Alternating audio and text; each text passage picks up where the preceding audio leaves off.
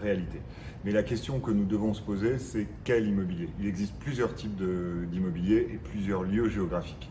Grosso modo, ce qu'on voit, ce qu'on constate, c'est l'immobilier qui souffre, c'est d'abord celui qui n'est pas en zone dense. Et ensuite, la deuxième caractéristique de cet immobilier qui souffre, c'est que c'est de l'immobilier tertiaire. Mais pas n'importe quel immobilier tertiaire, puisque finalement, après le Covid, le télétravail, le flex-office, vous l'avez tous entendu, les changements majeurs qui s'opèrent sur ce marché, les gens cherchent du moins bureau, mais du mieux bureau. Donc certaines zones résistent très fortes, et d'autres, au contraire, le périurbain, les zones sur lesquelles le bureau a moins de sens, ces zones-là souffrent. Il y a moins d'appétit des utilisateurs et donc des investisseurs. Donc inévitablement, la valeur de ces bureaux baisse. Pourquoi? Parce qu'ils sont vides, parce qu'ils sont vacants. Donc les experts corrigent la valeur de ce prix-là. Et puis aussi, pour les investisseurs, la question est légitime de se poser. Ces immeubles qui ne passeront pas le décret tertiaire, ce fameux décret imposant des performances énergétiques pour les bâtiments, impose finalement qu'ils ne trouveront finalement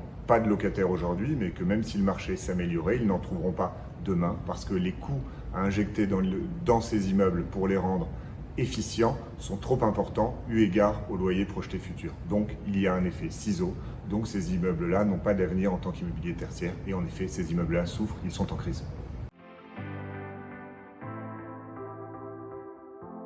C'est assez simple. Donc cet immobilier tertiaire, on vient d'en parler, il va continuer à perdre de la valeur. 4,5 millions d'ores et déjà de mètres carrés de bureaux vides, selon les manifestants ou la police, entre 6 à 10 millions ces prochaines années. Et parallèlement à ça, vous avez une offre de logement qui ne répond pas à la demande. Il manquerait en Ile-de-France, les deux chiffres sont à mettre en parallèle en Ile-de-France, jusqu'à 100 000 logements manquants. Donc, qu'est-ce qu'on va faire? On va utiliser ces 4,5 millions, on va aller faire des offres, acheter avec une décote suffisante ces mètres carrés de bureaux et on va les recycler, les transformer en hébergement pour lutter contre la pénurie et donc créer de la valeur pour nos investisseurs.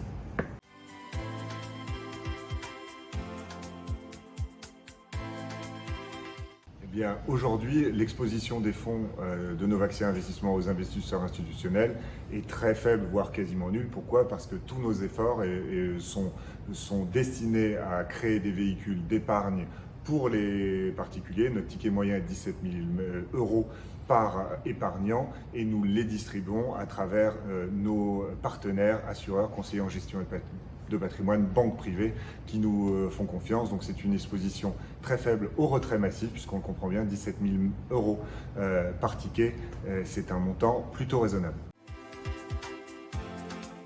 En résumé, une formidable opportunité de marché d'aller capter ces mètres carrés de bureaux vacants ou en voie d'être obsolètes, d'aller répondre à la pénurie de logements en les recyclant au travers de nos fonds, ce qui est dans l'ADN de la société de gestion, dans l'ADN de nos fonds, et puis une formidable stabilité due à notre ADN encore une fois et notre cible d'aller vers le client particulier via ces réseaux partenaires qui nous distribuent.